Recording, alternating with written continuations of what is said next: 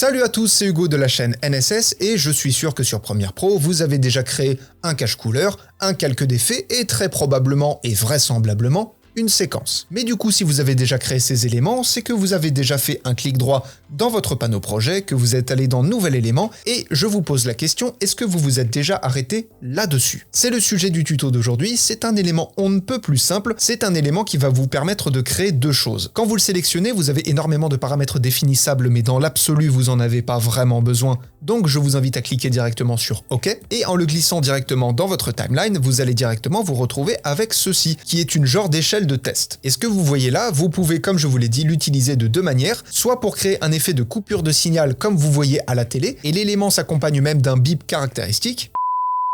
C'est quelque chose que l'on connaît à peu près tous, mais surtout la deuxième chose la plus intéressante, c'est une échelle parfaite pour faire des tests avec les modes de fusion. Les modes de fusion, comme vous le savez, ça va jouer avec la saturation, avec la luminosité, sur les teintes claires, les teintes sombres, bref, ça va jouer avec énormément de choses. Et bien là, vous avez toutes les possibilités possibles et imaginables, avec différentes teintes de lumière, donc les teintes de lumière du blanc au noir en passant par toutes les variations de gris, et surtout des exemples très concrets de couleurs et de variations de couleurs. Je vous montre un petit exemple rapide, j'ai mis un rush juste en dessous, et si je passe les modes de fusion de normal à obscurcir, donc c'est-à-dire supprimer les teintes claires de l'image, tout de suite on a le blanc qui a disparu, mais les couleurs, elles, nous créent un aspect intéressant, où ça va nous teinter notre image. Et comme je vous l'ai dit, ça va vous servir de repère, de règle, de mesure, appelez ça comme vous voulez, et vous allez pouvoir faire des tests dans plein de situations différentes avec différents modes de fusion sur tous les rushs que vous voulez. Voilà, c'est tout pour cette vidéo, je vous invite vraiment à aller le voir, c'est un petit effet,